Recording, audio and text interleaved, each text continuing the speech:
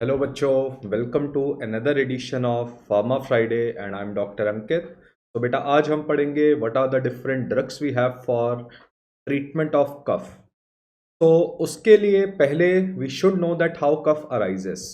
तो remember, first of all there is some irritation और some pathology in lungs which leads to stimulation of vagus nerve. Vagus nerve is a sensory nerve and it sends the stretch receptors on lungs, which leads to propagation of impulse to the brain. अब brain में बेटा हमारे होते हैं cough centre. ये cough centre stimulate हो जाते हैं और यहां से फिर मोटर नर्व्स आती हैं जो डायाफ्राम और रेस्पिरेटरी मसल्स को एक्टिवेट करती हैं, जिससे हमें कफ होती है। So if you have understood this part, let's see the various drugs for cough. So the first drug for cough is expectorant. Expectorant क्या करेंगे? ये जो ब्रोंकस में म्यूकस है इसको एक्सपेल करेंगे। तो expectorant will expel mucus out of the bronchus as sputum, जिसको आप हिंदी में बलगम बोलते हैं। Now that is why expectorant are given for the treatment of productive cough. Productive cough में बेटा बहुत ज़्यादा स्पूटम बनता है, जिसका एक मेन कारण होता है इन्फेक्शन। तो इन्फेक्शन में प्रोडक्टिव कफ होता है and we preferably give expectorant. Now the first class of drug in expectorant is mucolytic. Mucolytic क्या करेगा? म्यूकस को लिक्विफाई कर देगा। तो इट डिग्रेड्स और लिक्विफाई म्यूकस।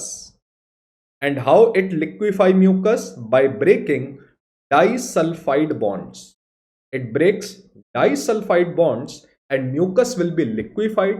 अब म्यूकस बाहर इजीली आ जाएगा और म्यूकस के अंदर आप सब जानते हैं टॉक्सिन्स, बैक्टीरियाज होते हैं, बहुत सारे पैथोजेंस होते हैं, वो भी बाहर आ जाएंगे। And we have three drugs we can remember with the help of a mnemonic ban. That is bromhexine. Bromhexine की active form ambroxol. So both are bro, we can remember. And lastly N-acetylcysteine. Now किसी भी drug में cysteine word आता है, like N-acetylcysteine, एडोसिस्टीन, carbocisteine, वो सारे के सारे सल्फाइड बॉन्ड्स को ब्रेक डाउन कर देते हैं। सल्फाइड से म्यूकस काफी हार्ड हो जाता है। Then we have a drug mucokinetic. Mucokinetic speed बढ़ाएगा। काइनेटिक का मतलब speed. It will increase the ciliary movement. Ciliary movement bronchus में बढ़ने की वजह से म्यूकस फटाफट जल्दी से बाहर आ जाएगा। And the only approved drug is guaifenesin. Now apart from expectorant, now the next class of drug we have is antitussives. एंटीटसिव्स का मतलब होता है जो डायरेक्टली कफ की इंपल्स को सप्रेस करे। अब कफ होती कैसे थी? अभी हमने पढ़ा कि सेंसरी नर्व्स होती हैं वेगस, जो ब्रेन में जाती है सीएनएस में, और सीएनएस में कफ सेंटर्स होते हैं हमारे जो स्टिमुलेट होते हैं और जिससे मोटर नर्व्स काम करना शुरू कर देती हैं। तो first we have drugs which will inhibit this sensory nerves और stretch receptors in our lungs. अगर लंग्स में स्ट्रेच रिसेप्टर्स स्टिमुलेट होंगे तो वेगस नर्व स्टिमुलेट हो जाएगी। तो इनको हम बोलते हैं पेरिफेरली एक्टिंग एंटीटसिव। और दूसरे एंटीटसिव्स जो ब्रेन पे काम करते हैं इनको हम बोलते हैं सेंट्रली एक्टिंग एंटीटसिव्स। तो first drug is centrally acting antitussives. तो the drugs are very important, बहुत सदियों से यूज हो रहे हैं ओपियोइड्स। ओपियोइड्स में हमारे पास है मॉर्फिन और कोडीन, ये दो नेचुरल ओपियोइड होते हैं। बाकी अब हम इनसे मॉर्फिन और कोडीन को हमने मॉडिफाई करके सिंथेटिक ओपियोइड्स बना दिए। अगर मैं कहूं कोडीन से हमने बना दिया पोलकोडीन, ऑक्सीकोडोन, तो ये सारे डेरिवेटिव हैं कोडीन के। बट प्रॉब्लम है ओपियोइड्स का यूज करना is a big problem because opioids are sedative drug. ये तो इतनी प्रॉब्लम नहीं, बट ओपियोइड का एडिक्शन और अब्यूज बहुत कॉमन है। That is why cough syrups are abused by people. That is why to overcome this problem we made dextromethorphan and नॉस्कैपिन।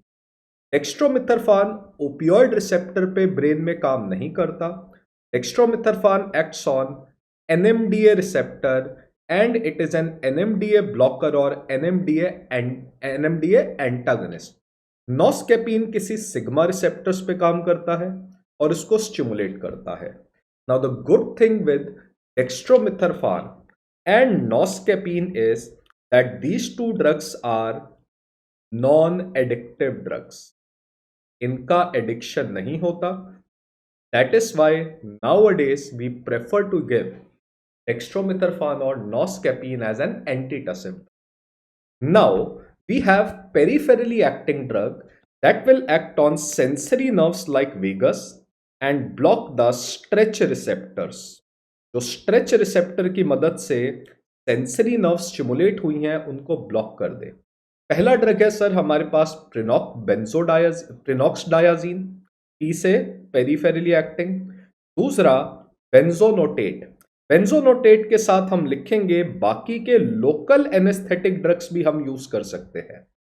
तो local anaesthetic drugs भी पेरिफेरल नर्व्स को block करते हैं, like lignocaine. आप देखेंगे कफ सिरप्स में कई बार लिग्नोकेन भी मिलता है आपको, बट वो अप्रूव्ड नहीं है. अप्रूव्ड है benzonatate. Now where antitussives are used, antitussives are given only for the treatment of dry cough या फिर एलर्जिक कफ. रिमेंबर इनको इन्फेक्टिव कफ में यूज नहीं करना चाहिए. So they should be avoided in infective cough. Why? क्योंकि अगर infective cough में इनको यूज करेंगे तो कफ सेंटर सप्रेस होने की मदद हो जाएंगे और इन्फेक्शन बाहर नहीं आ पाएगा.